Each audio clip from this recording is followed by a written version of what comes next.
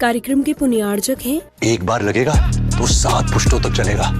Wonder cement, फर्क नजर आएगा।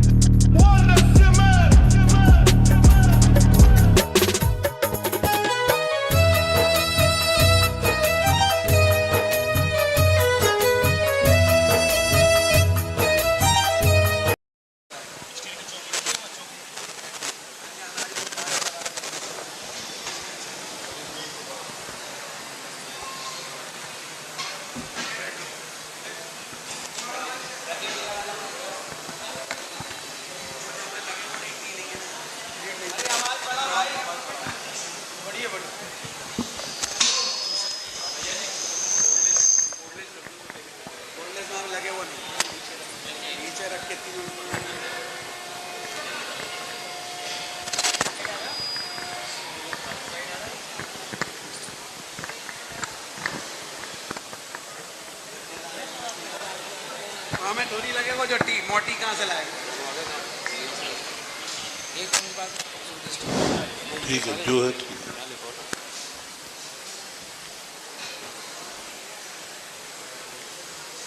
धर्म का और धर्मात्मा का एक ऐसा अविनाभावी संबंध है कि धर्मात्मा धर्म से विहीन नहीं होता है और धर्म धर्मात्मा के बिना नहीं रह सकता। दोनों की स्थितियां अविनाभावी और शास्त्रों का कहना है धर्म कभी क्षणिक सुख नहीं देता, अविनाशी और शाश्वत सुख देता है।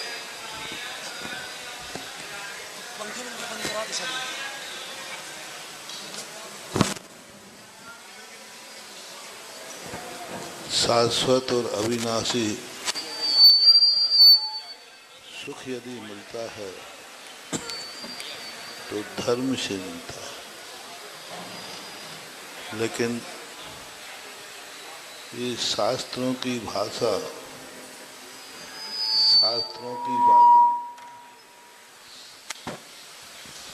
जब प्रैक्टिकल में देखते हैं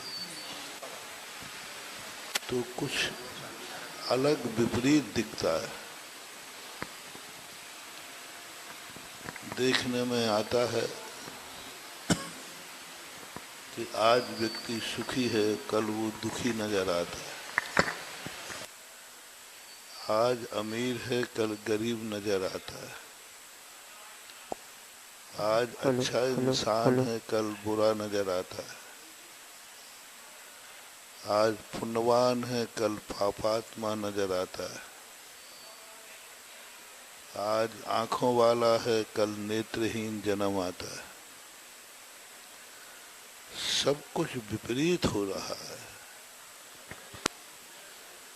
और धर्म को जब पढ़ा तो धर्म ने एक ही बात कही, मेरे पास आने वाला एक बार सुखी होगा फिर वो दुखी नहीं हो सकता। मेरे द्वारा दिया हुआ आशीर्वाद एक बार देने के बाद वह कभी बर्बाद नहीं हो सकता। धर्म के द्वारा दिया हुआ वरदान कभी पतन नहीं कर सकता। पर दुनिया में हम देख रहे हैं धर्मात्माओं का पतन, धर्मात्मा लोग दुखी, धर्मात्मा लोग परेशान। इसको शास्त्रों से कैसे सामंजस्य बैठा लें? शास्त्र में गलत लिखा है ये हिम्मत मेरी नहीं है। शास्त्रों में गलत लिखा है ये कहने की हिम्मत मेरी नहीं है, क्योंकि वो ऐसे महान आत्माओं ने लिखे हैं जिनकी लेखनी तो क्या, जिनके वचन से कभी असत्य निकलता ही नहीं। अब दो चीजें बची हैं कि या तो हमने धर्म कहीं सही समझा ही नहीं है, हम गलत नंबर डायल करते रहे, जो धर्म था वह हमें ज्ञान में ही नहीं आया, हम जहर को अमृत समझते रहे, हम अधर्म को धर्म समझते रहे, हमारी जो धर्म की विधि थी वह हम विपरीत करते रहे। तो अब आप फैसला अपन लोग करें कि तुम जो धर्मात्मा हो, जो तुम धर्म मानते हो, वो धर्म, शास्त्रों का धर्म तो मैंने कह दिया, वो तो सदा शुद्ध था, शुद्ध है और शुद्ध। अब अपन जो धर्म कर रहे हैं उस धर्म के रूप में आप लोग खुद बताएं आपका धर्म कैसा है। जैन धर्म नहीं पूछ रहा हूं, शास्त्रों का धर्म नहीं पूछ रहा हूं, सब लोग अपना अपना धर्म बताएं।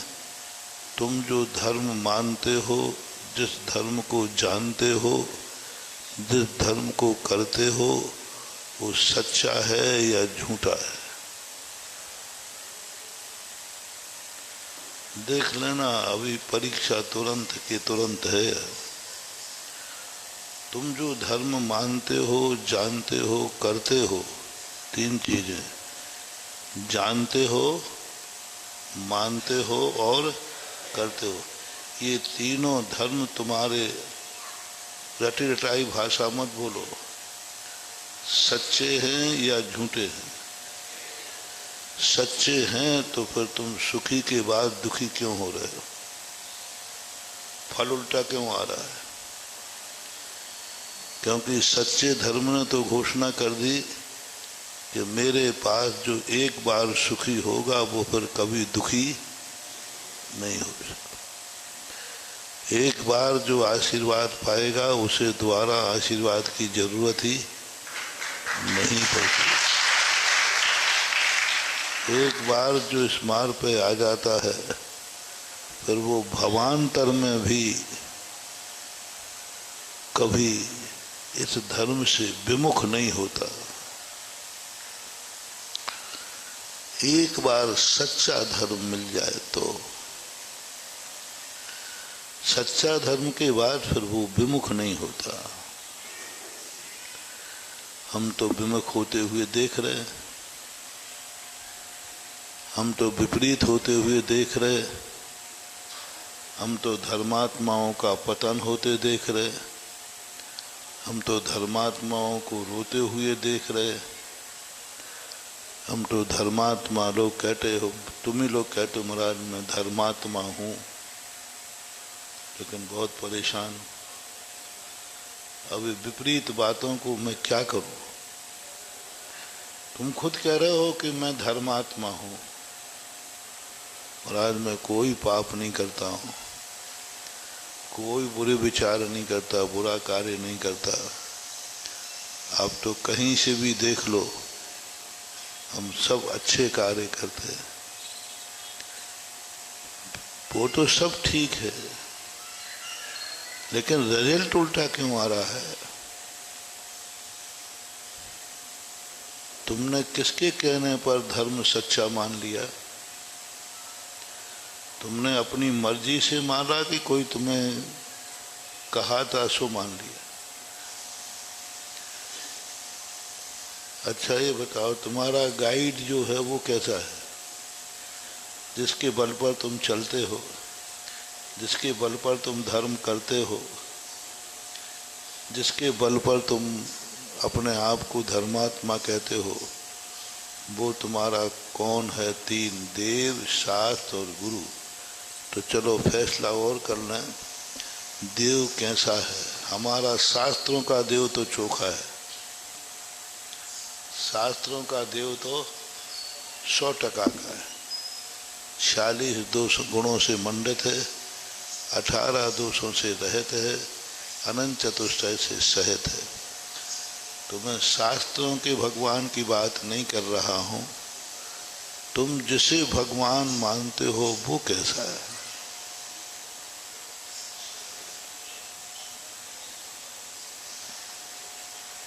मैं कुछ नहीं कह रहा, तुम जिसे भगवान मानते हो वो कैसा है?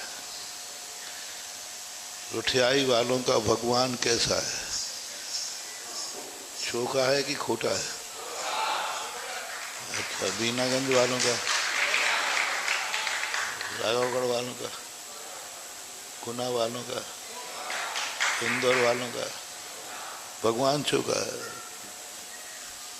फिर गलती कहाँ है? तुम्हारा गुरु कैसा है और बता दो।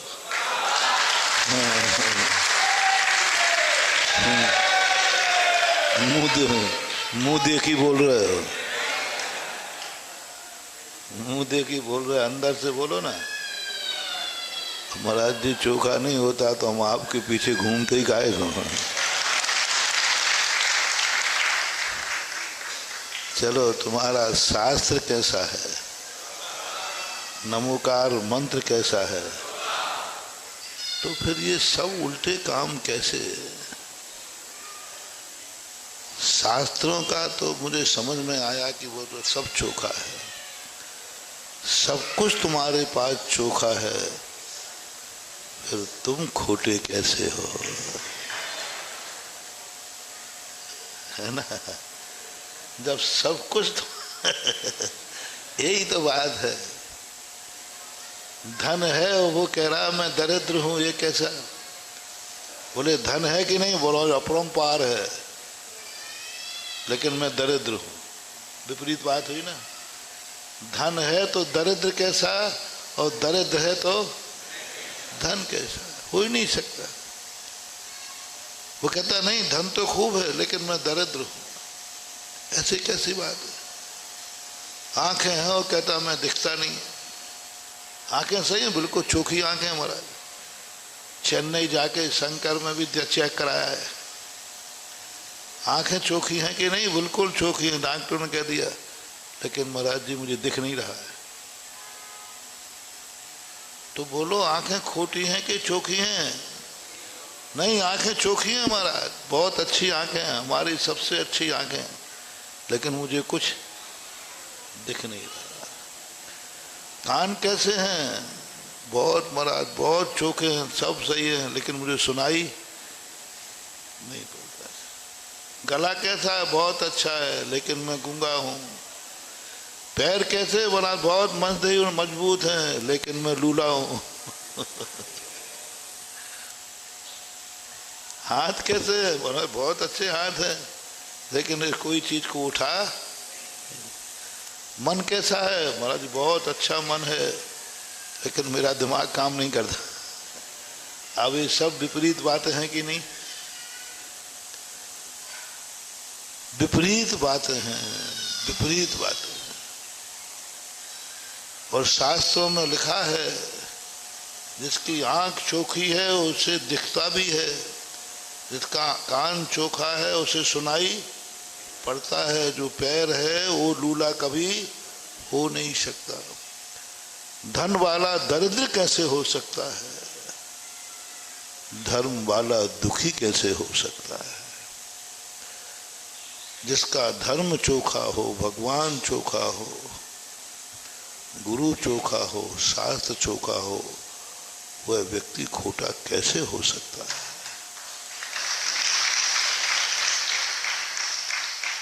कहीं ऐसा तो नहीं है कि शास्त्रों का धर्म अलग हो और तुम्हारा धर्म अलग हो? ऐसा भी होता है। एक पंडित जी की कहानी आती है एक पंडित जी थे, प्रवचन कर रहे थे। हालांकि पंडित की पंडितानी कभी प्रवचन नहीं सुनती पंडित का, क्योंकि वो उनकी औकात जानती है कि अंदर से क्या है और बाहर से। पर आगे बेचारी 10 लाख क्षण पर्व होगा कोई आगे, बोले चलो सुन लेते। पंडित जी बोल रहे थे 22 अवक्षों के नाम।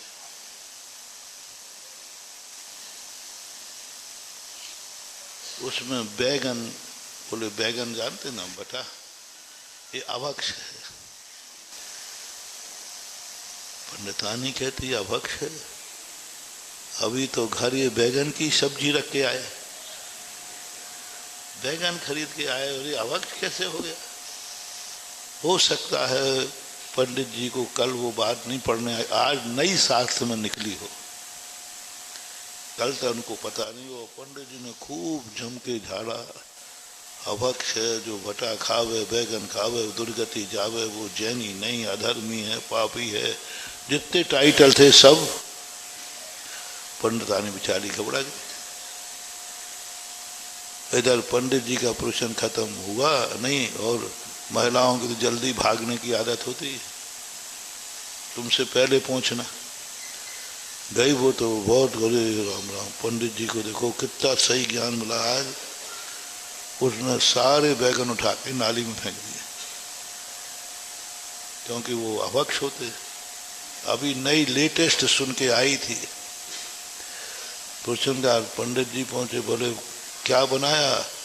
बोले आज तो कोई सब्जी नहीं थी। बोले सब्जी लाया तो था मैं बैगन। बोले बैगन?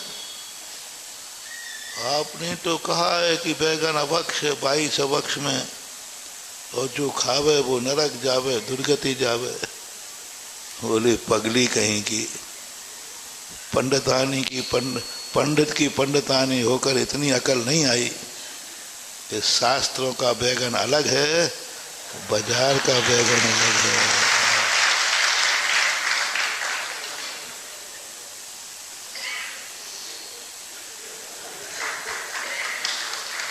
तुम हंस रहे हो बेटा, ये पहाड़ तुम्हारे ऊपर टूटना है।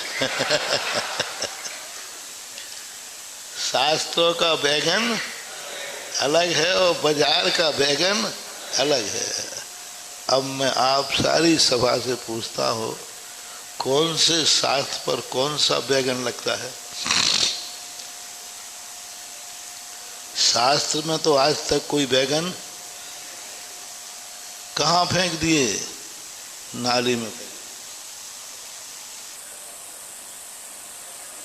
पंडितानी सीधी सादी थी, अच्छा ये अंतर है, शास्त्रों का बैगन अलग है और बाजार का बैगन अलग है। नाली में से बैगन उठाए गए, धोए गए, सब्जी बनाई गई और दुनिया में प्रसिद्ध हो गया शास्त्रों के बैगन अलग हैं। और अब बोलो भैया, शास्त्र का कोई धर्म नहीं होता, शास्त्र का अपने आप कोई धर्म नहीं होता।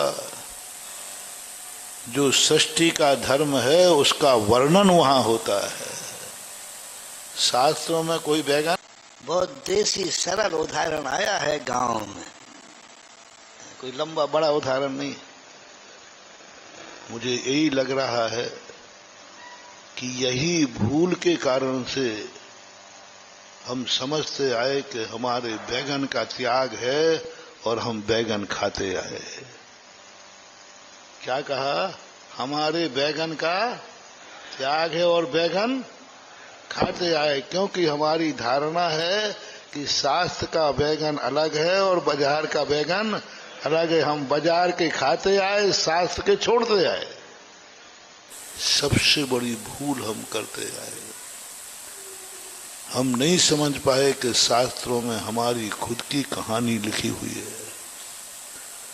शास्त्रों में जो लिखा है हमारे अंतर चेतना के परिणामों को लिखा है।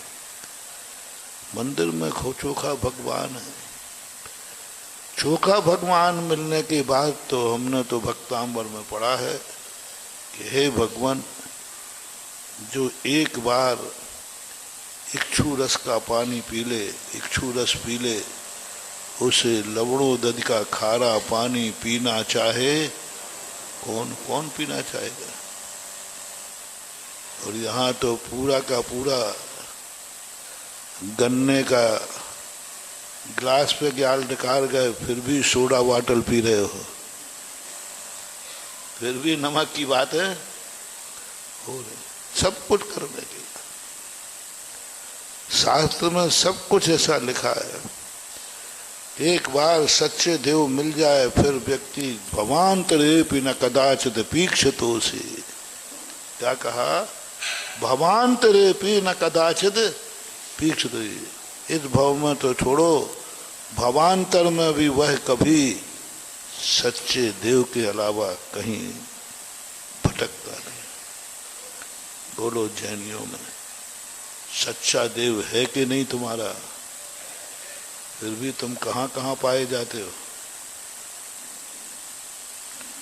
फिर भी तुम्हारी श्रद्धाएं, तुम्हारी आस्थाएं कहीं ना कहीं अगरबत्ती का पुड़ा लिए घूमती हैं।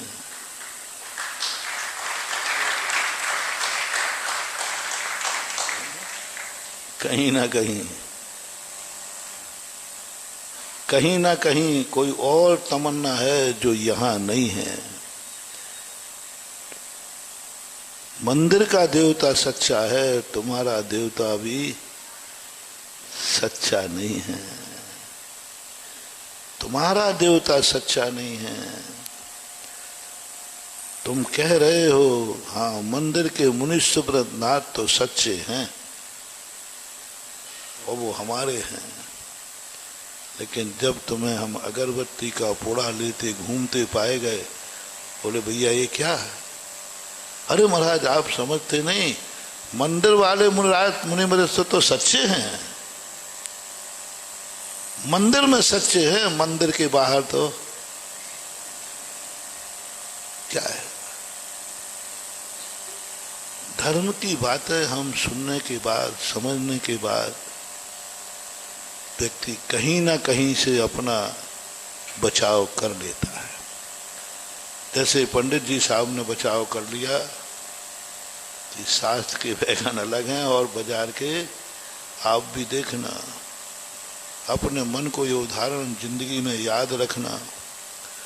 तुम्हारा मन भी जब कोई कहे तुम क्या कर रहे हो, बोले नहीं इस अपेक्षा से ठीक है, कोई ना कोई अपेक्षा निकाल के तुम पाप कर लोगे, कोई ना कोई बहाना निकाल के तुम कसाई कर लोगे, कुछ ना कुछ बहाना बना दो। नहीं हाँ ये अपेक्षा से ठीक है, मैं कोई गलत नहीं कर। हाँ शास्त्र में जो लिखा है वो सही लिखा है, लेकिन मैं जो कर रहा हूं ये भी गलत नहीं कर रहा हूं, दोनों विपरीत है। शास्त्र में लिखा है वो सही है और मैं जो कर रहा हूं वह भी सही है, दोनों विपरीत कार्य कैसे हो सकते? विपरीत बात कभी संभव नहीं। ज्ञान कला जिनके घट जागी, बेजग माही सहज बैरागी,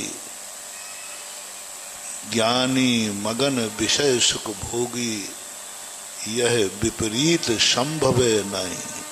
पंडित जी साहब बनारसी दास ने 16वीं शताब्दी में ये सवैया लिखा था। असंभव। यदि तुम्हारा सिद्धांत सच्चे देव साध गुरु पर हो गया है तो फिर तुम कभी विपरीत दशा हो ही नहीं सकती। संभव है नहीं, संभव है नहीं। कठिन नहीं कह रहे हैं, क्या कहते हैं?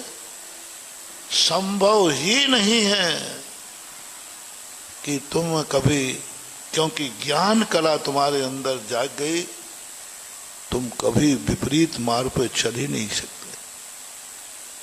तुम्हारे शास्त्र का बैगन और बाजार का बैगन अलग हो ही नहीं सकता। मार्ग मेरा देव सच्चा है, मेरा गुरु सच्चा है, मेरा शास्त्र सच्चा है, सब कुछ सच्चा है।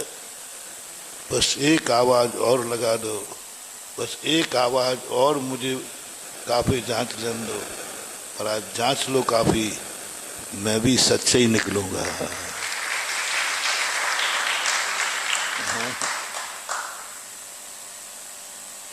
चुम्बक लगाओ, वो पहले एक चुम्बक चलती थी, अब तो बंद हो गई क्योंकि चिल्लर ही बंद हो गई।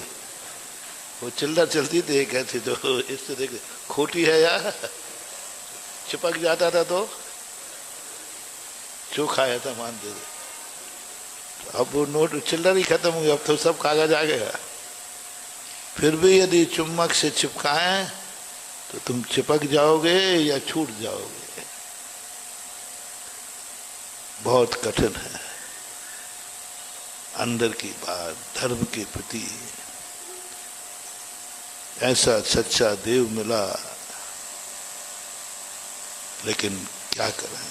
अब इसकी दो बातें, या तो तुम्हारा गलत मार्ग चुन लिया है, और या फिर तुमने गलत ढंग से चुन लिया है। जो विधि होना चाहिए थे वो विधि नहीं है, या तुमने खोटे अभिप्राय से चुना है। ये जिसके लिए था तुमने उसके लिए नहीं चुना। चोर भी भगवान की भक्ति करता है। बोलो सच्चे देव सात गुरु चोरी छुड़ाने के लिए होते हैं कि चोरी में सफलता पाने के लिए होते हैं? और चोर ने किस लिए चुना? तो यहाँ खोट तो कहीं ना कहीं तो गड़बड़ी है, कहीं ना कहीं तो गड़बड़ी है। अंतर रिजल्ट गलत क्यों आता है? या तो तुम्हारा अभिप्राय गलत है। चोखे भगवान जिसके लिए थे तुमने उसमें उपयोग ना करके, भगवान बैठे थे कि मैं चोरी त्याग कराऊंगा, और तुम नरिया लेके आए कि महाराज चोरी में सफलता का आशीर्वाद दो, आज चोरी करना है। रावण ने क्या किया? भगवान पाप से मुक्ति कराने के लिए बैठे थे, और वो मंदिर में गया पाप में सफलता पाने के लिए। बस यहीं से विनाश चालू होता है। सच्चा देव सात गुरु से विनाश, सच्चे धर्म से विनाश। खोटे से नहीं कह रहा हूं, क्योंकि तुमने पहले ही कह दिया मेरा देव खोटा नहीं है, मेरा गुरु खोटा, मेरा शास्त्र खोटा, मेरा नमोकार मंद खोटा। आपने जो कह दिया मैंने मान लिया। लेकिन तुम खोटे क्यों हो? धन पाकर दरिद्र क्यों हो? धर्म पाकर के दुखी क्यों हो? तो अब तीसरा पॉइंट पे अपन आ रहे हैं कि शायद तुम्हारा अभिप्राय खोटा है। तुम अंधे क्यों हो आंख पा करके? क्योंकि आंख से जो देखना चाहिए वो नहीं देख रहे हो, और जो देखना नहीं चाहिए वो देख रहे हो। बस ये है, जो देखना चाहिए वो नहीं देख रहे हो, और जो नहीं देखना चाहिए वो देख रहे हो। तो गुरु ने काफी जांची, बोले तेरी आंख कैसी है? बोले बहुत अच्छी है। तो उन्होंने दिखाया कुछ दिख रहा है? बोले नहीं दिख रहा है। क्योंकि तुम वो देख ही नहीं रहे हो जो देखने के लिए आंख थी। तुम वो देख रहे हो जिसके लिए आंख थी ही नहीं। कानों से सुनाई पड़ रहा है, बना बहुत चोखे खान है।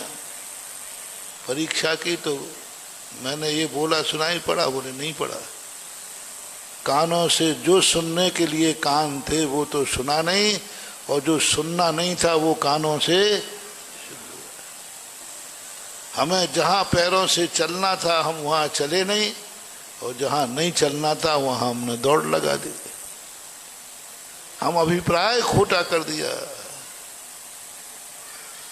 आज धर्म को लोग अपने स्वार्थ के लिए, पापों के लिए, संसार के लिए, संसार घटाने के लिए कोई धर्म नहीं कर रहा है।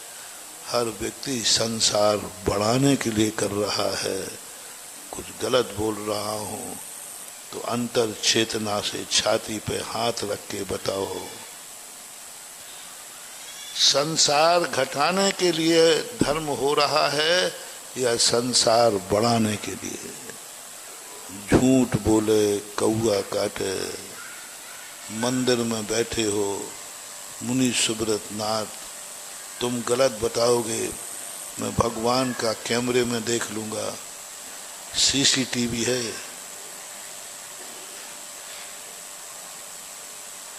हाँ, तुम गलत बोलोगे पर सीसीटीवी कैमरा खोल के देखेंगे तो? जब मैं सर्वज्ञ भगवान से पूछूंगा भगवान ये सही बोल रहा है क्या, तो भगवान सब बता देंगे। बोलो, संसार घटाने का मन कितना है और संसार बढ़ाने का मन कितना है? परसेंटेज बता दो। कितने परसेंट मन आता है कि ये संसार मिट जाए, खत्म हो जाए? कितने परसेंट आता है संसार बढ़ जाए और बढ़ जाए और बढ़ जाए? कितना परसेंट मान लो?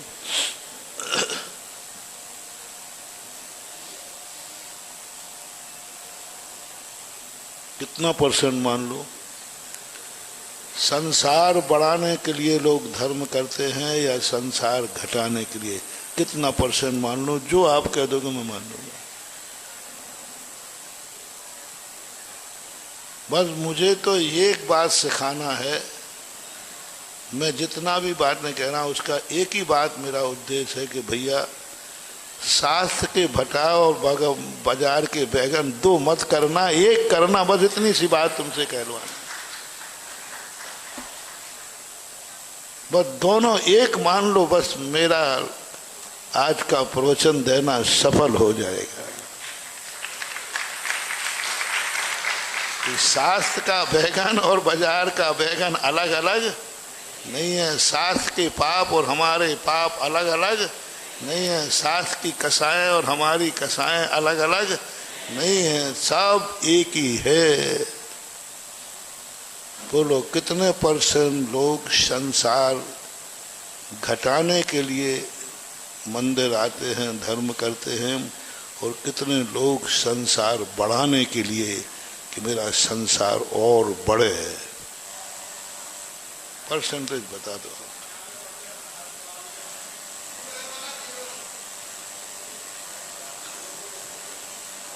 बता दो, कोई बता दो। हम सब परसेंटेज बोलो। 99 मान लिया मैंने, ठीक है। एक मुझे खुशी है, कम से कम 1% अभी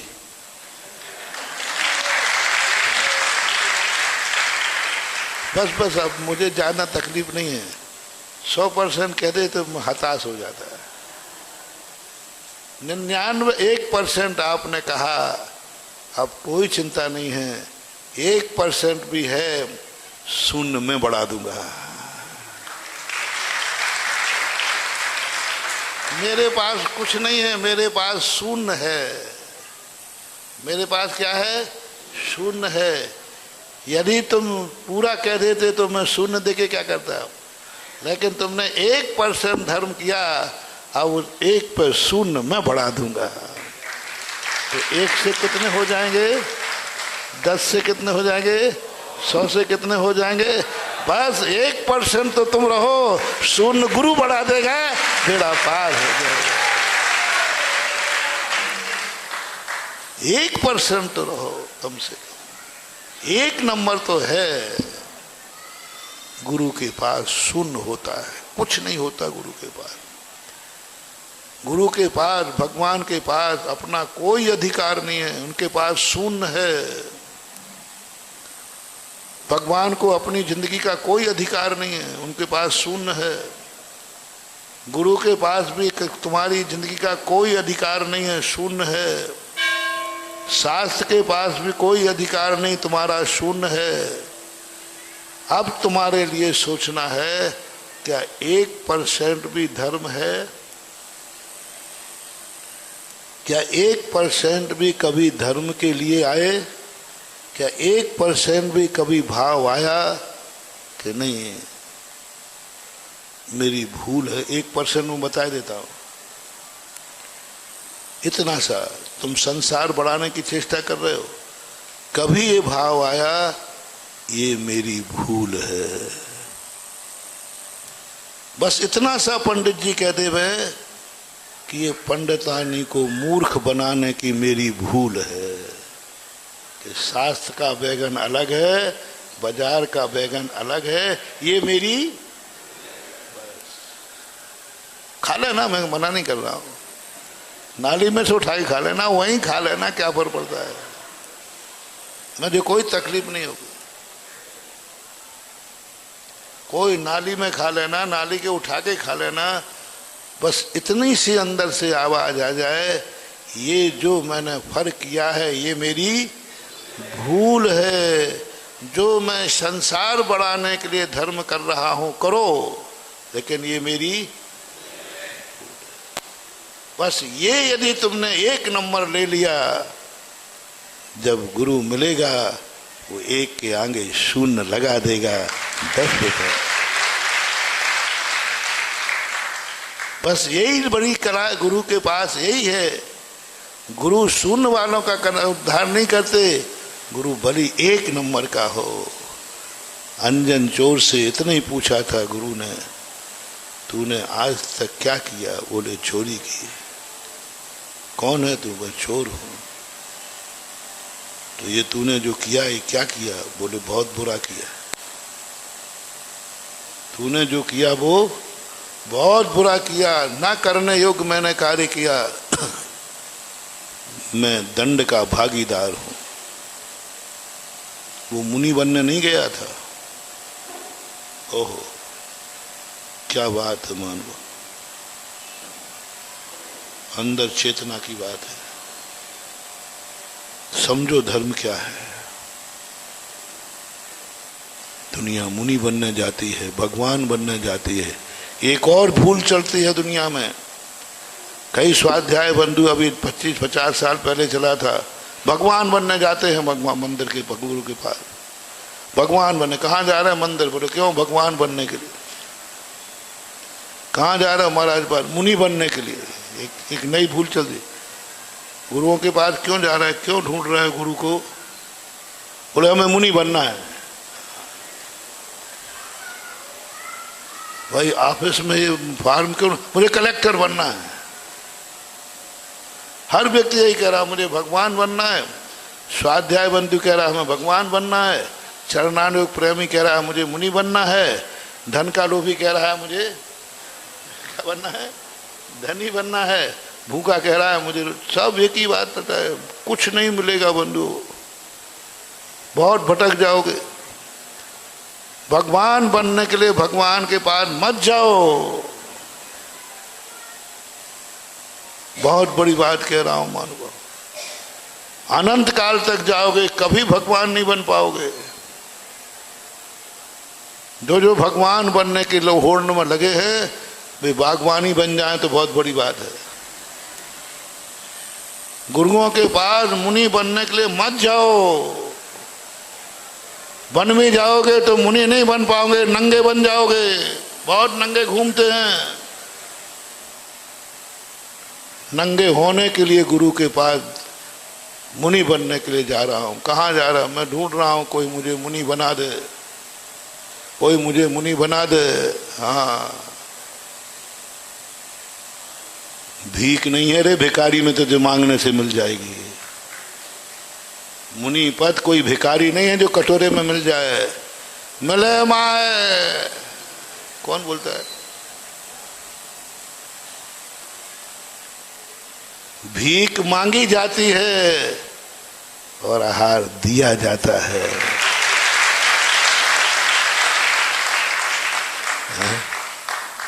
भगवान मुझे भगवान बना दो, मिले भगवान माए। अभी कह रहे थे स्वाध्याय चला था, अब तो खत्म हो गया मामला। 20-25 साल पहले चला था। भगवान भगवान भगवान भगवान, वे भगवान भी नहीं बन पाए। वे 2 प्रतिमाधारी नहीं बन पाए, वृत्ति नहीं बन पाए, पूज नहीं बन पाए, मानते रहे भगवान को। मांगने से नहीं मिलता है धर्म, मिल भी जाएगा तो वो भीख मिलेगी, भिक्षु नहीं बन पाओगे, भिखारी बन जाओगे। बोलो, भिक्षु के आहार दान में और भिखारी के आहार दान में क्या अंतर है? भिखारी क्या करता है? मांगता है, मिले माए मिले माए। एक घर नहीं मिला तो दूसरे नहीं मिला तो, पर उसको तो भीख से मतलब है, घर से मतलब ही नहीं है। उसे तुमसे कोई लेना देना नहीं है। उसे तो किससे मतलब है? तुम नहीं दोगे दूसरे का चला जाएगा।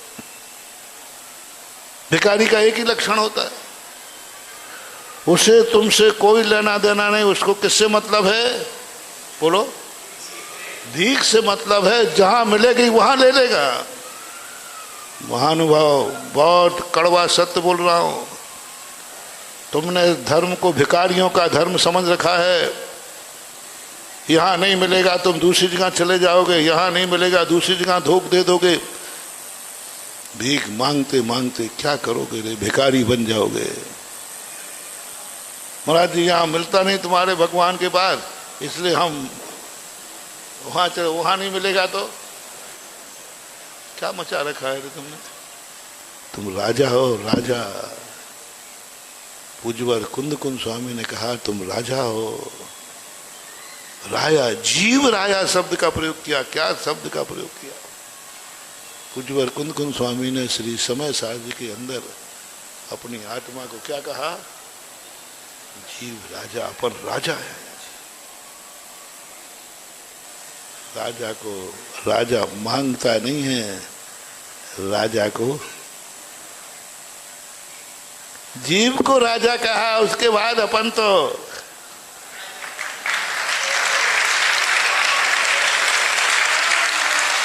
मैं तो कभी भगवान से नहीं कहूँगा भगवान मुझे भगवान बना दे, भगवान दे दे। मैं तो नहीं जाऊंगा, मुझे तो मतलब नहीं। उनकी मर्जी पड़े तो बना दे। मैं तो भीख में भगवान, भीख में भगवान नहीं बनूंगा, मैं भेंट में भगवान बनूंगा। भगवान खुद मुझे भगवान बनाएगा, बनाएगा। मुझे इस दरबार पर विश्वास है। यहां बिन मांगे मोती मिलते हैं। फिर काय को आए महाराज? फिर भगवान को बनाना होगा तो वही हमारे घर आ जाएंगे, ढूंढते आएंगे। हाँ भैया आ जा, तुझे मुझे आज भगवान बनाना है। फिर हम काय को महाराज के पास आएंगे, काय को भगवान के पास आएंगे? आपने स्पष्ट कर दिया भगवान जिस दिन बनाना होगा बना देगा। नहीं,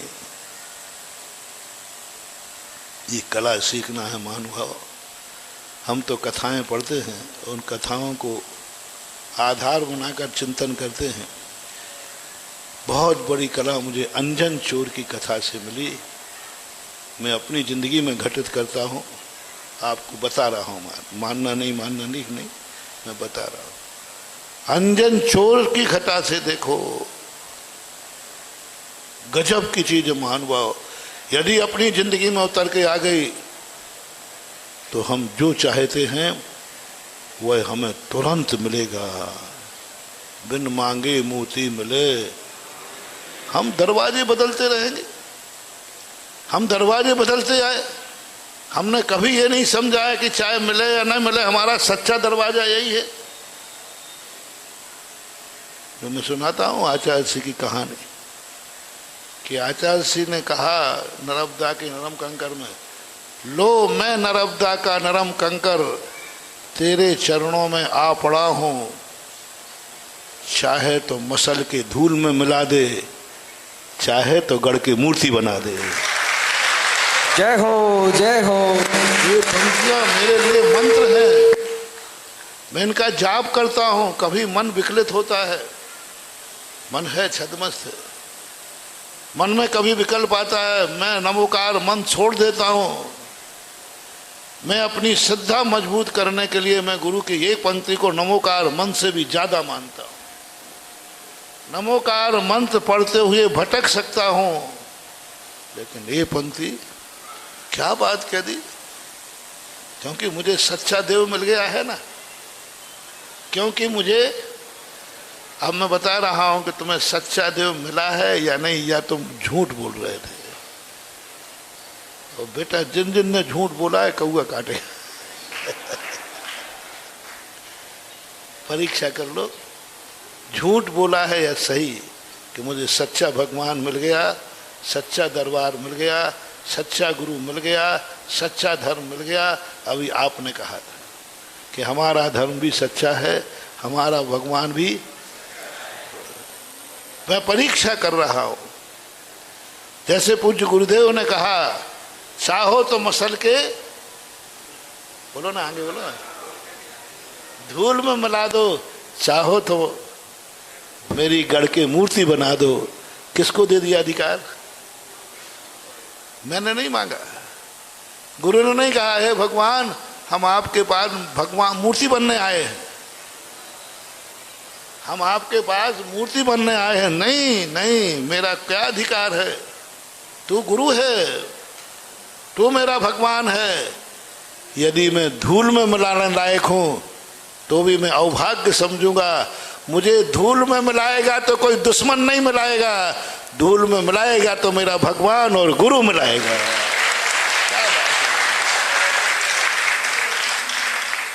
दुनिया को दुश्मनों ने धूल में मिलाया है, सुन रहे हो ना?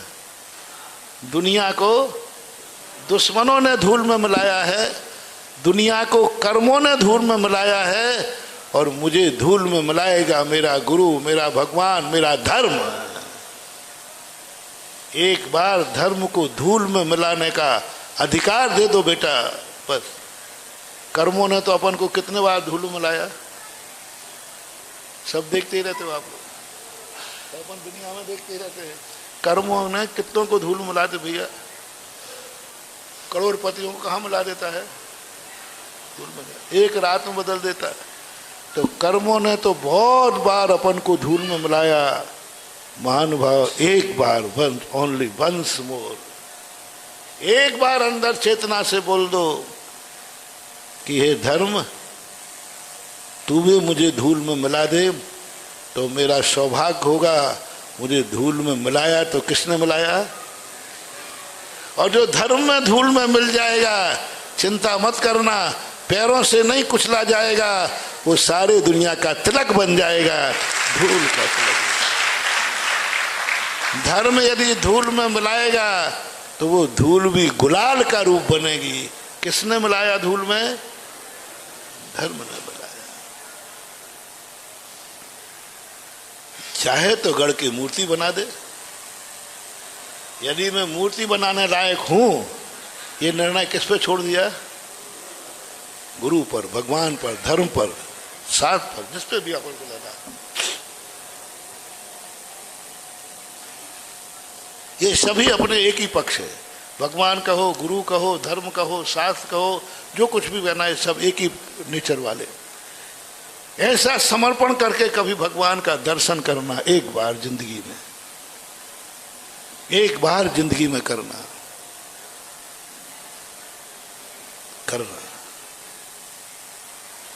मर्जी पड़े तो चतुर्मास दे दे, नहीं पड़े तो मना दे दे। मैंने तो प्रार्थना कर दी बस। नहीं, वो तो चतुर्मास तो देना ही है। हाँ, तुम्हारे बाप का नौकर लगूंगा तुम्हें दे देते हैं। कर्जा देना है तुम्हारा, कर्जा देना है जो देते रहो।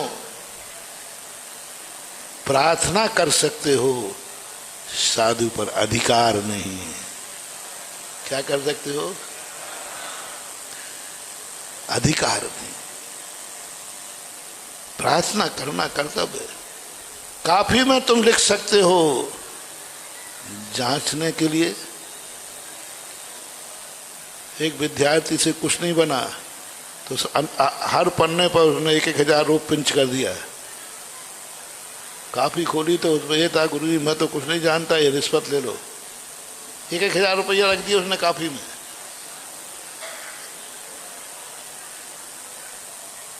जांचने का अधिकार तुम्हारे लिए नहीं है। जांचने के लिए बाध्य मत करो गुरु को। काफी पेश कर दो, उत्तर तुम लिख दो, जांचने की छूट दो। तुम चतुर्मास की प्रार्थना करो, भावना रखो, सब करो। करना कहाँ है, होना कहाँ है, ये सर्वाधिकार। तुम इतने संकलेश में आ जाते हो, इतने विकल्पों में। कल बहुत तमाशा हो रहा था बस। अरे इतना, अरे मैंने कहा भाई क्या समझते हो, तुम्हारे रोने से क्या हम लौट जाएंगे? अरे जिन्होंने जन्म दिया, 20 साल तक पाला पोसा, उन्हीं के आंसू नहीं रोके आए तो तुम्हारे घड़ियाल आंसू रोक देंगे क्या? बात करते हम लोग ये सब बहुत पक्के बैठे हैं, बेआंसू, जो 20-20, 25-25 साल के थे, ओरिजिनल थे कि डुप्लीकेट? बेआंसू हम लोगों को नहीं रोक पाए। यदि वो आंसू रोक लेते तो आज हम लोग यहाँ, और भगवान महावीर भी, त्रिशला के आंसू कम थे क्या? मरु देवी के आंसू कम थे क्या? यदि आंसू से रुक जाते तो आज अपन को ये भगवान नहीं मिलते, आंसुओं से रुक जाते तो आचार्य विद्यासागर नहीं मिलते, आंसुओं से रुक जाते तो ये सब साधुओं की समाज नहीं मिलती। किसके माँ ने आंसू नहीं बहाए, किसके पिता ने आंसू नहीं बहाए? यदि उन आंसुओं पर पिघल जाते, आज दुनिया में कोई साधु समाज नहीं होती। इसलिए तुम आंसुओं से पिघलाने की चेष्टा मत करना। बात तुम्हें तो अपना समर्पण दिखाना है। मेरा काम प्रार्थना करना था, करेगा तो भी अभाग्य है और नहीं करेगा तो भी अभाग्य है। मैंने कहा ना, धूल में मिलाएगा तो अभाग्य है और मूर्ति बनाएगा, लेकिन मिलेंगे भगवान के हाथ से। तेरे हाथ से मिलूंगा बस। धूल में मिलूंगा तो दुश्मन के हाथ से नहीं मिलूंगा, कर्म के हाथ से ज्ञानी की पहचान। धूल में मिलूंगा तो कर्म के कारण नहीं मिलूंगा, धर्म के कारण मिलूंगा। भूखा रहूंगा तो कर्म के कारण नहीं रहूंगा, धर्म के कारण रहूंगा। बोलो, भिखारी भी भूखा रहता है नहीं कई बार नहीं मिले तो, और साधु भी भूखा कई बार रहता है, लेकिन वो कर्म की मार से है और हम लोग उपवास कर लेते। चाहे कर्म से हो चाहे धर्म से हो, भूखा तो दोनों ही रहते ना, भूखे तो दोनों ही रहते हैं, लेकिन दोनों में कितना अंतर है भैया। कर्म की मार से जो भूखा रह रहा है वो दुर्भागा मानता है और दुर्भागा है, और धर्म के कथन से जो भूखा रहता है वो तपस्वी माना जाता है, अभाग्य माना जाता है, महासौभाग्य माना जाता है। भूखे दोनों हैं, भूखे दोनों। एक ने कर्म ने भूखा रखा है, एक को धर्म होगा। दोनों का अंतर बताओ। एक ने कर्म ने कपड़े उतरवा दिए और एक ने नंगे, तो दोनों ही है, लेकिन एक बड़भागी रत्न त्रय दबाया ना छेड़ा। मुख्योपचार दुभेद यो बड़भागी रत्न त्रय दबे। धर्म के कारण जो नंगा होता है वो दिगंबर मुनि महाबड़भागी कहलाता है। अवभाग्य सारा जगत उनके दर्शन करके अवभाग्य मानता है, और जो कर्म से नंगा होता है उसे दुनिया की आंखें शर्म से कहते कहाँ का नंगा आ गया, और जो धर्म से नग्न होता है उसे देखने वाली आंखें क्या कहती हैं? अवभाग्य मेरो उदय आयो दरस प्रभु जी को, छवि भीत रागी नग्न मुद्रा दृष्टि नासा, अवभाग्य मानते हैं। इसलिए महानुभाव, धर्म, गुरु, भगवान अपनी जिंदगी जिस तरीके से रखना चाहे उसी में आनंद मनाओ। चतुर्मास दे दे तो उसकी मर्जी, नहीं दे दे तो बस हम तो तेरे चरणों तक आ गए हैं, बस इतनी मेरी सीमा थी। मेरी सीमा कितनी थी? तेरे चरणों तक आने की, बस आ गए, अब मर्जी।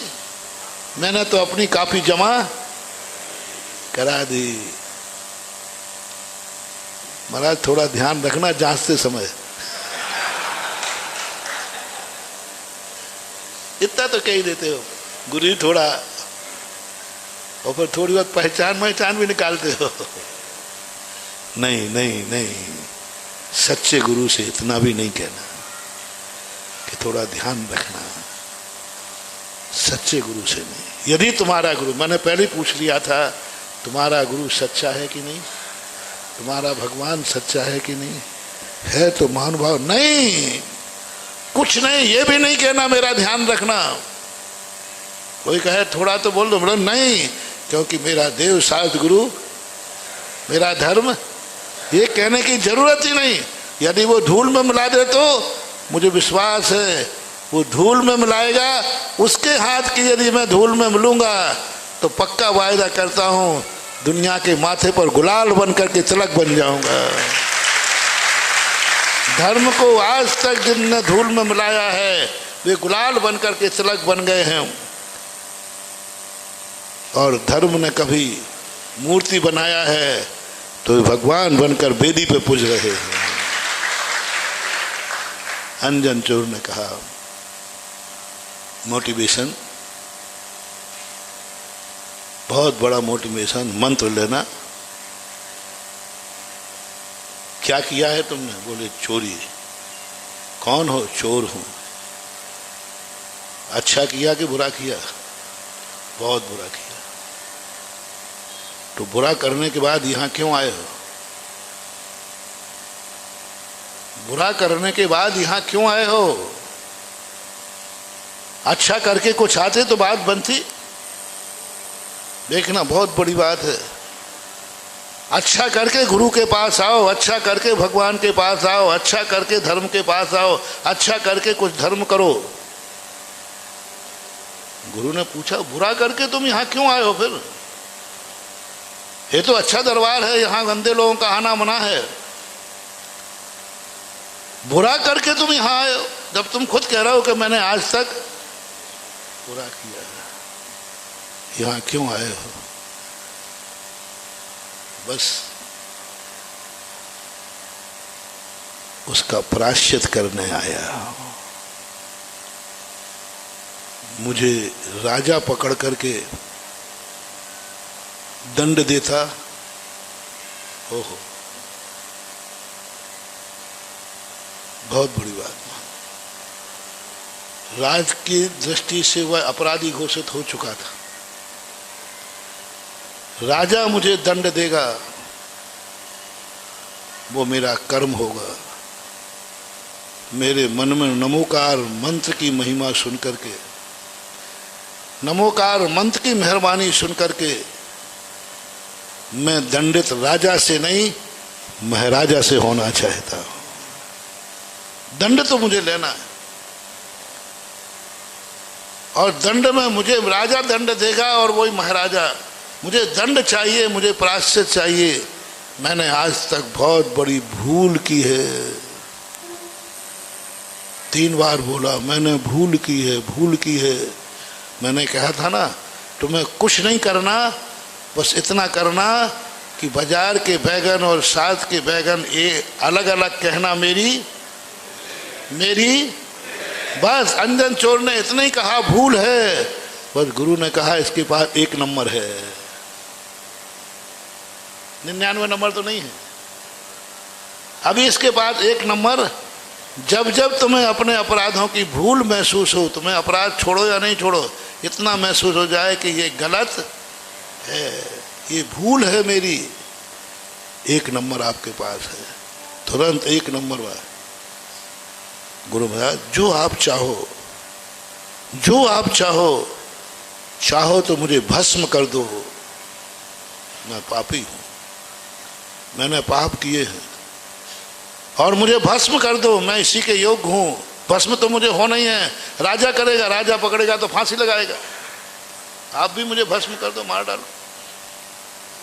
मैं अपने आप को सौभाग्य मानूंगा कि मैं मरा हूं तो गुरु के हाथ से मरा हूं। मरना तो ये बहुत बड़ी कला है। मैं सबसे हमेशा कहता हूं, कभी भी कोई बात हो, एक ही बात कहना, महाराज मरना ही है हमारा निश्चित है, तो भगवान मैं तेरे सामने मरूं, मंदिर में मरूं, पूजा करते मरूं, अभिषेक करते मरूं, सम्मेद शिखर की वंदना करते हुए मरूं, मरना तो है ही। हम देखो मेरे सिद्धांत थोड़े से उल्टे हैं ना। यदि मेरी मौत एक्सीडेंट से हो, यदि, तो भगवान से एक प्रार्थना करना, भगवान उस समय हो जब मैं संवेद शिखर की वंदना को जा रहा हूं। यदि है तो किसी बारात में जा रहा हूं उस समय ना हो, किसी संसार के कार्यों से जा रहा हूं उस समय ना हो, उस समय हो जब मैं गुरु की वंदना करने जा रहा हूं। यदि हो तो एक्सीडेंट तो कोई बदल नहीं पाएगा, लेकिन हमारी भावना बारात की अपेक्षा शिखर जी की वंदना को बदल देगा कि हाँ इतनी सी तो मान लूंगा। एक्सीडेंट तो होना है सो वो तो हमारी नीयत है, पर हमारे हाथ में क्या है? हम क्यों मंदिर में आए, क्यों गुरुओं के पास आए? मात इतने के लिए गुरु के पास आना महानुभाव, इतने के लिए धर्म करना।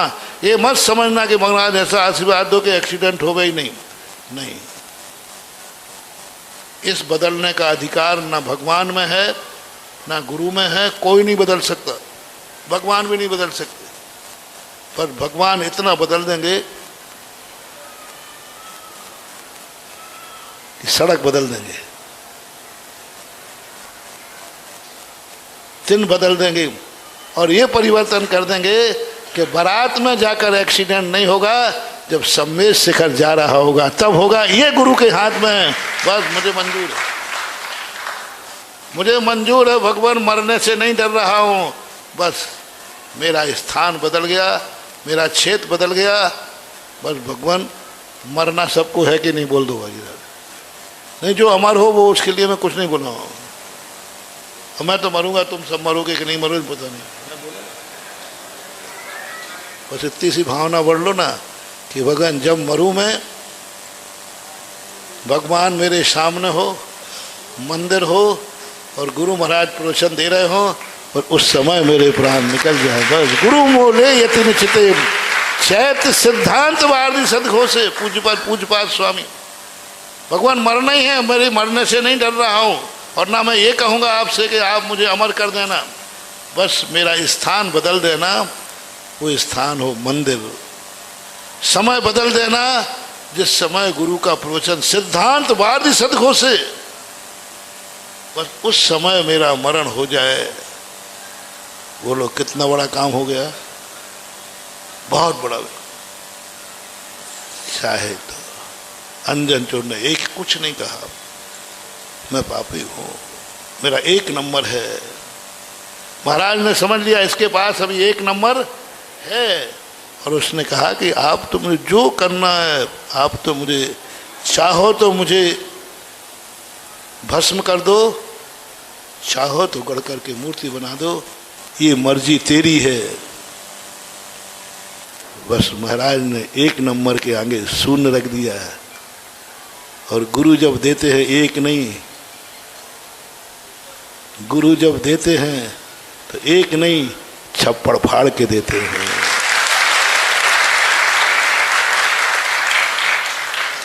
तुम एक नंबर तो रखो बाहर की, जब गुरु देंगे तो छप्पड़ फाड़ के देंगे।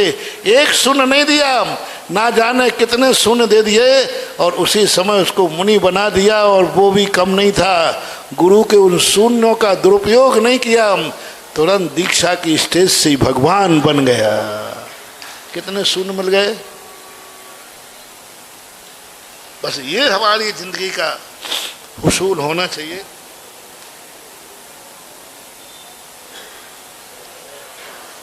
चाहो तो गढ़ के, धर्म को इस प्रकार मानना। धर्म यदि सच्चा है तो अलग अलग धर्म मत मानो। धर्म का और दूसरे पतन का कारण क्या होता है, 2-5 मिनट में और। दूसरे पतन का कारण क्या होता है कि हम धर्म को यूज करते हैं। यूज जानते ना, आवश्यकता पड़ने पर, और जैसे ही हमारे धर्म पर थोड़ी कृपा हो जाती है हम धर्म से दूर भाग जाते हैं। जब धर्मात्मा ने, जब तुम्हारे पास कुछ नहीं होता है तो धर्म धर्म करते हो, और जब सब कुछ होता है तो धर्म छोड़ देते हो। दुख में धर्म करते हो और सुख आ जाए तो धर्म को क्या करते हो, छोड़ देते हो। ये सबसे बड़ी भूल है। जब हमें दुख में आ जाए तो धर्म, हम परेशान हो जाएं तो धर्म, और सुख के दिन आ जाएं तो धर्म। दुख के दिन मंदिरों में गुजारते हो, सुख के दिन गार्डनों में गुजारते हो, यही तुम्हारी विनाश की लीला है। रिपीट करो, दुख का दिन और सुख का दिन। बोलो, कुछ गलत बोल रहा हूं तो बोलो। अब उल्टा कर दो ना, थोड़ा उल्टा कर दो ना। सुख का दिन मंदिरों में, जाओ जाओ, कोई बात नहीं, गार्डन की बनाने। दुख के दिन में जाओ, दुख के दिन में जाओ किसी हिल स्टेशन को घूमने के लिए। जब खूब दुख आया हो तब गार्डनों में जाना, होटलों में जाना, हिल स्टेशन पे जाना। मेरा आशीर्वाद लेके जाना हो तो जाना, पर सर से दुख के दिन में जाना और सुख के दिन में। जो सुख के दिन में मंदिर आता है, जो सुख के दिन में धर्म करता है, फिर उसको छोड़ता नहीं। हम छोड़ देते हैं और धर्म को कई बार यूज करते हैं। कल मैंने एक प्रसंग आया था, उस पर कहा था धर्म को सस्ता नहीं करना। एक चलती है अपनी यहाँ परंपरा कि कमरा 7 लाख 10 लाख में बनना है, और कमेटी कहती 7 लाख रख दो, ये कम है। और तुम भी मजा आ गया, तुम भी बहुत जल्दी बोल देते हो ओम शांति, थोड़ा थोड़ी बैठना, बहुत अच्छी बात आ रही है। कमरा 10 लाख का है और कमेटी 7 लाख में देवे, तो जल्दी नाम आएंगे कि 10 लाख के 11 लाख बोले तो जल्दी नाम आएंगे? कम सुनता हूं मैं थोड़ा। हाँ, अरे मारा कंसेशन, बस समझ लेना यहीं से तुम्हारा विनाश चालू हो गया। और एक कमेटी नहीं है, तुम्हारे पूर्व भाव की बैरी है। कान खोल के सुनो, ये कमेटी नहीं, पूर्व भाव का बैरी है जो तुम्हारे लिए दरिद्र बना के रहेगा। ये मत समझना कि दुश्मन बन के आता, ये तुम्हारा मीत बन के आया। तुम्हें कितना अच्छा लगा, बहुत अच्छी कमेटी, 10 लाख का कमरा कितने में दे दिया। बस ये कमेटी तुम्हारी बैरी मानना, तुरंत बैरी मानना महानुभाव, यदि मेरी बातों पर थोड़ा विश्वास है। कभी भी हो बैरी मानना, ये कमेटी तुम्हारी बैरी है, तुम्हें एक दिन तुम्हें दरिद्र बना देगी। और जो 10 से 11 लाख कह रहा है, बस उसी कमेटी को तुम मानना, ये कमेटी मेरे पूर्व जन्म की मीत है, यही मुझे अमीर बनाएगी। मैं हमेशा कमेटियों से कहता हूं, तुम इन दान दाताओं के दुश्मन मत बनो। और आप लोगों से कहना है, इन दुश्मनों के कारण बर्बाद होने की अपेक्षा 10 के 11 दे दो, आवाज की गारंटी मैं लेता हूं। मंदिर की चीजों पर तुम घाटा, और कई लोग तो मंदिर की चीजों को यूं मान लेते, मंदिर की दुकान मिल रही है साहब, सस्ती मिल रही, बाजू में दुकान 5000 की है और कमेटी ने मंदिर की दुकान 2000 में रख दी। बोलो खुश हो के नहीं? बोलो ना खुश। अरे मरा आ गया, 2000 मिल गई। बेटा 7 पीढ़ी तो क्या, तुम 3 पीढ़ी भी जिंदा नहीं रह पाओगे। एक दिन तुम्हारा आएगा, तुम दुकान में बैठने लायक नहीं रहोगे, क्योंकि तुमने 5000 की दुकान 2000 में ले ली और खुश होके ली। आप नोट कर लेना, 99% आप एक दिन वो आएगा, तुम्हारा वंश का उस दुकान पर बैठने लायक नहीं रहेगा, क्योंकि आपने 2000 रुपया, 3000 रुपये की दुकान आपने 2000 में ले ली। खुश हो आप? मैंने 50 लोगों को जिससे जीवन से उद्धार किया है, अभी ललितपुर में उद्धार करके आ रहा हूँ, उद्धार करके आया हूँ, उद्धार करके आया। मैंने कहा नहीं, बाजू की 5000 की है तो कल से 5500 रुपया मंदिर का शुरू कर। कमेटी तो कह रही साहब हम तो 2000 में ठीक है। मैंने कहा तुम्हारी बैरी है कि मैं बैरी हूँ? तुम्हें और बता दो भैया, कमेटी और मैं 2 जने खड़े हैं, कमेटी 2000 में दे रही है और हम 5000 की 5500 में दिला रहे हैं। अब दोनों में से बता दो बैरी कौन है तुम्हारा? महाराज बोल दो, महाराज बैरी है, महाराज 5 है।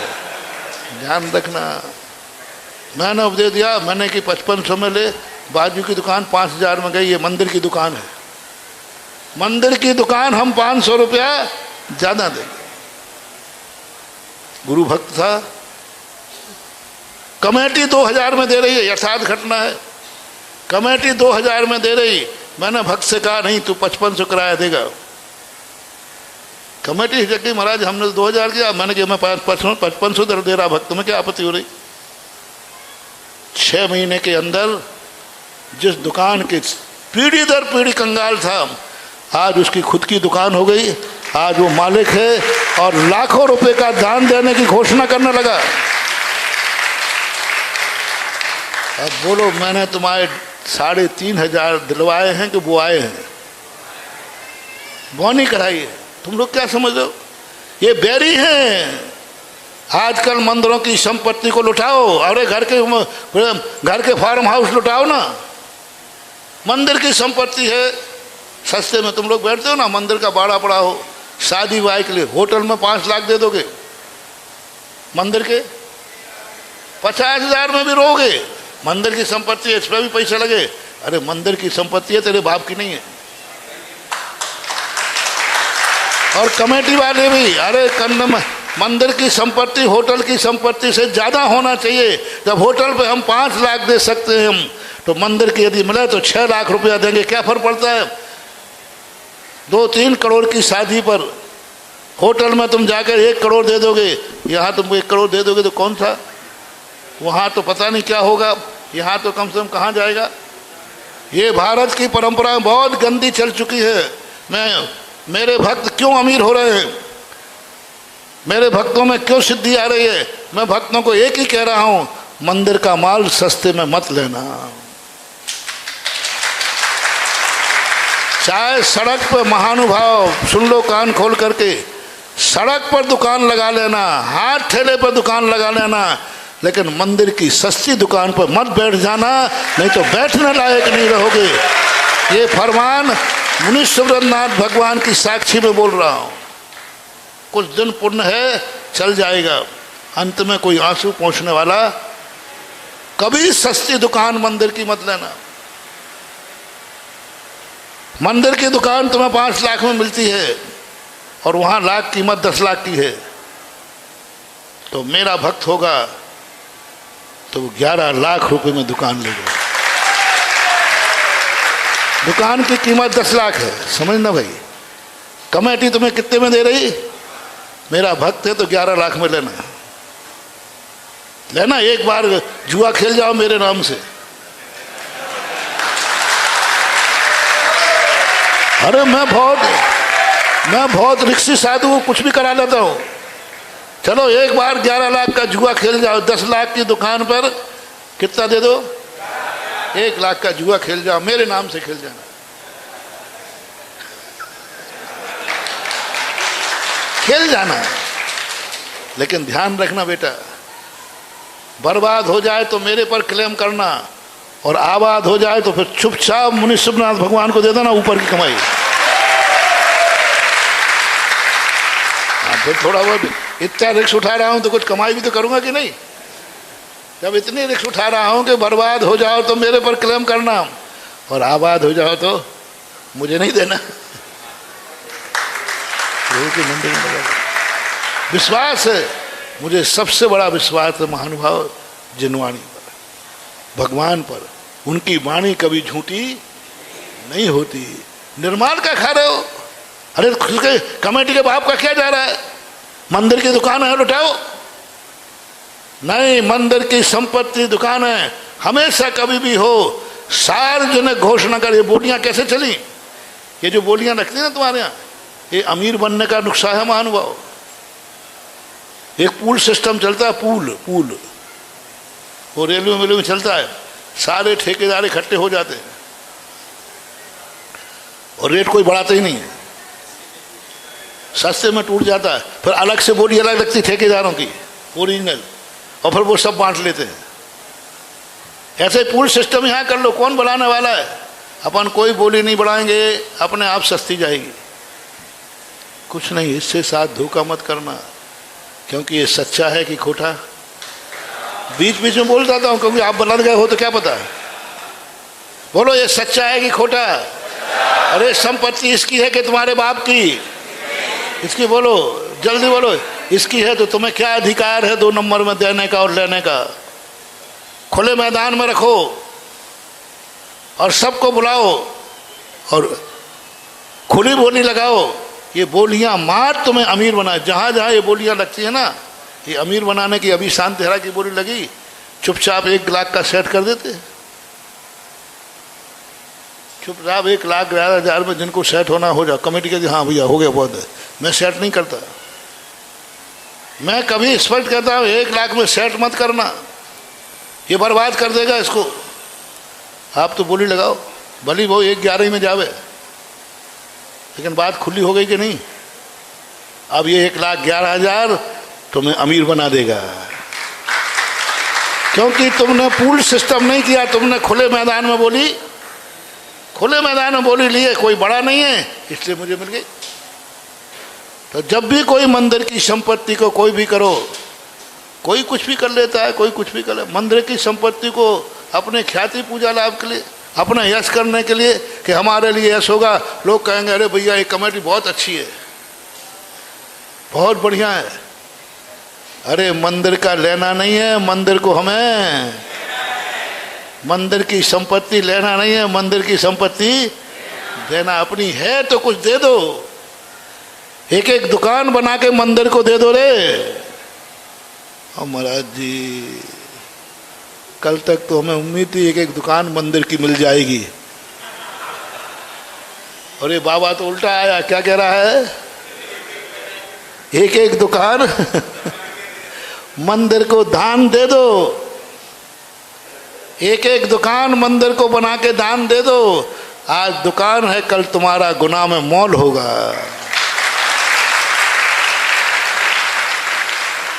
आज दुकान है, कल तुम्हारा मॉल होगा। एक दुकान बना के मंदिर को दे दो, और मंदिर की दुकान ले लो तो आज दुकान है, कल हाथ ठेला होगा। सीधी बात, टिट फॉर टेट। अपना तो खुला कहना है, खुला रहना है, कोई जरूरत नहीं। तुम नाराज हो जाओ तो 100 बार हो जाओ, हमारा क्या जा रहा है? महाराज उठियाई बार नाराज हो जाए तो हमारा क्या जा रहा है? सड़क सरकार की, पैर हमारे। सड़क सरकारी हो, पैर हमारे। हमें तो क्या 4 किलोमीटर NFL है, 8 किलोमीटर में क्या है? साड़ा कॉलोनी होगी कहीं साधु को तो क्या कुछ नहीं। तुम बुरा लगे चाहे अच्छा लगे, मैं शास्त्र के बैगन और बाजार के बैगन अलग नहीं होने दूंगा। या तो ये सोच दो कि आप मेरे गुरु नहीं, बोलो रिठाई वाले आज बोल दो, आप हमारे गुरु नहीं, बोलो। बोलते नहीं हो? नई शब्द सुन रहा हूं। हैं तो मेरे रहते हुए तुम्हें बर्बाद नहीं होने दूंगा, ये मेरा जिंदगी। मैंने पहले ही कहा, धर्म कभी हमें बर्बाद नहीं करता। धर्म से हम बर्बाद भी होते हैं तो भी आबाद, हम धूल में भी मिलते हैं तो गुलाल बन जाते हैं। धर्म कभी पद दलित नहीं करता। हम यदि तुम गुरु मानते हो, भगवान को सच्चा मानते हो, तो धर्म को बेचो मत। 1 रुपया भी धर्म में कम। मैं तो ये कहता हूँ भक्तों से, तुम शांति धारा के लिए आए, आज शांति धारा, हे भगवान आज कोई सेठ नहीं आ जाए जिससे मेरे आज मेरा जन्मदिन है, बोली मेरे कोई बड़ा सेठ आ गया तो बोलो ना, बोली मिल नहीं पाएगी। आज मेरी बहुत भावना है, हे मुनि सुब्रनाथ भगवान, मैंने तेरी इतनी सेवा की है, आज कोई बोली बढ़ाने वाला नहीं आ जाए, मत करना ये भाव। हे भगवान इतना बोली बढ़ाने वाला आ जाए कि मैं बोली नहीं पाऊँ, वहाँ से शुरू हो। बहुत बड़ी बात कह रहा हूँ, इतना बड़ा बोली बढ़ाने वाला आ जाए कि मैं बोलने लायक ही, शुरुआत करने लायक नहीं हूँ, तो मैं धन्य हो जाऊंगा, क्योंकि मेरे भगवान की इतनी महिमा है जहाँ मेरी औकात भी नहीं है। बस मैं तो तेरी महिमा सुनना चाहता हूँ। मेरा जन्म बन गया, कि तेरे अभिषेक की बोली इतनी महंगी गई जहां मेरी औकात भी नहीं है, बस मैं इसी में खुश हो जाऊंगा कि मेरी भगवान की महिमा अनमोल है। जाओ लाखों शांति धारा कर लेना तो भी तुम्हारा वो जन्मदिन नहीं होगा जो ये जन्मदिन होगा।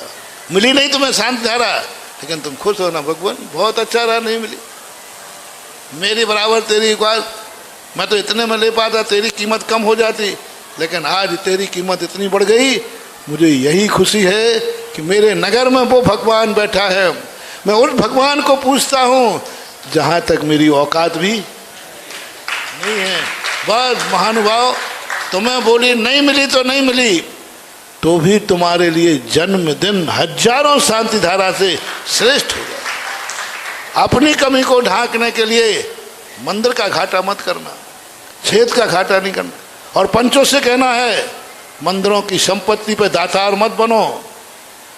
मंदिरों की संपत्ति पर तुम तो आश्वासन दे करके और यश मत लूटो कि हम तुम्हें दुकान दे देंगे, हम तुम्हें ये कर देंगे, हम ये कर देंगे। ऐसा नहीं करना है। मंदिरों की संपत्ति में ना तो चुनाव जीतना है, ना यश कमाना है, ना ख्याति कमाना है। यश और ख्याति कमाना है तो अपनी दुकान मंदिर में दान दे के कमाओ, मैं सम्मान कराऊंगा।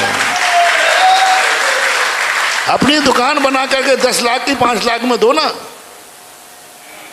मैं प्रमाण पत्र भी दिलवाऊंगा। अपनी दुकान बना करके गरीबों को, किनको 10 में कितने में देना, मंदिर की दुकान 10 में है 15 में देना और तुम लेना। ये सब तुम्हारे बैरी है। अब मोटिवेशन, जब जब तुम्हें कोई सस्ता माल देवे तो उसे क्या समझना है, ये मेरा पूर्व जन्म का बैरी है जो मुझे बर्बाद करना चाह रहा है। प्रभु के दरबार में मुझे अपराधी सिद्ध करना चाहता है और ये मेरे वंश को मिटा देगा। सस्ता मंदिर का माल देने वाला कौन, बैरी। सस्ती बोली देने वाला कौन, सस्ते में कमरा बनवाने वाला कौन, बस उसका नाम बैरी रखो। और महंगा देने वाला कौन,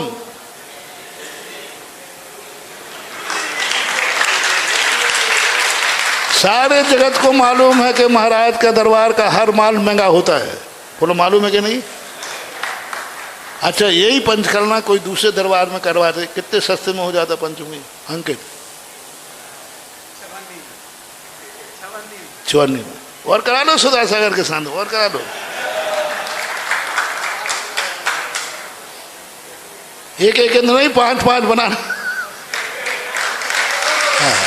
मुझे खुशी है, मुझे खुशी है कि हमारा महंगा माल लेकर के हमारे भक्त खुश हैं। सस्ता माल मिल रहा है, सामने मिल रहा है, तो सस्ता माल नहीं ले रहे हैं। और डंके की चोट पर महंगा मिल रहा है तो भी लाइन लगा के ले रहे हैं। बस यही, जाओ बेटा, यही खुशी तुम्हें आबाद कर देगी। और मेरा दोनों हाथ से आशीर्वाद है, तुम जीवन में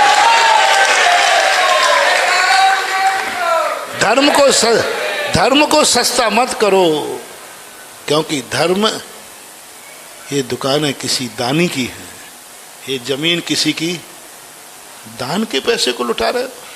ये इतनी बड़ी संपत्ति किसी ना किसी ने दान में दी होगी, खरीदी होगी। दो ही चीजें होती, या तो खरीदी होगी या, अच्छा खरीदी होगी तो किसके पैसे से खरीदी होगी? दान के पैसे से खरीदी होगी। खरीदी होगी तो दान के पैसे से, और दान के पैसे से दान की वस्तु को अनमोल समझना महानुभाव। दान का 1 पैसा भी गिरता है तो उस कमेटी का नाश है, और जिसने लिया है उसका नाश है। ये अपनी जिंदगी में आज लाइव में भी जो जहाँ सुन रहे हैं, सब लोग मेरे भक्तों के लिए कहना है, भक्तों से कह रहा हूँ मैं, मेरे भक्तों से कहना है, ये गुरु का वचन मान करके अपनी जिंदगी में इसे मंत्र मान करके करना। धर्म की चीज को सस्ता करने का कभी प्रयास नहीं करना। बल्कि मैंने कल कहा था ना, यदि कभी तुम्हारे लिए कोई बोली लग रही हो, मान लो 5 लाख पे बोली टूटी, और तुम तुरंत कहना 5,05,000, ये 5,000 क्यों? बस वो 5 लाख का फल क्या होगा मुझे पता नहीं, लेकिन वो 5,000 का फल अनमोल होगा, क्योंकि वो बैलेंस नहीं था। 5 तो दे दिए तो अब 5 तो तुम्हें देना ही है, लेकिन जो 5,000 तुम बोले किसका प्रतीक था? आनंद का, खुशी का, वो है दान। 5 लाख पर बोली टूटी वो तो मजबूरी है, क्योंकि कोई बड़ा नहीं, रिपीट कर रहा हूं, 5 लाख पर बोली टूटी क्योंकि कोई बड़ा नहीं, मिल गई बेटा तुम्हारे लिए। लेकिन तुमने 5,000 ऊपर बोले, एक आय के थे, एक आय के थे, ये तो नहीं चाहता। ये है तुम्हारा आनंद, ये है तुम्हारी खुशी, और ये है तुम्हारा कि भगवान मैं आपके अभिषेक के लायक बन सका, इस खुशी में मैं 5,000 और देता हूं।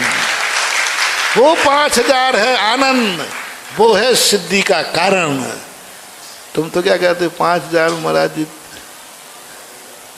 कम हो जाए? नहीं महानुभाव, कल का उपदेश भी यही था, आज का समथिंग समथिंग यही है। बाजा बाहर अंत का, मंदिर की कोई संपत्ति सस्ती नहीं लेना, कमेटी देवे तो नहीं लेना।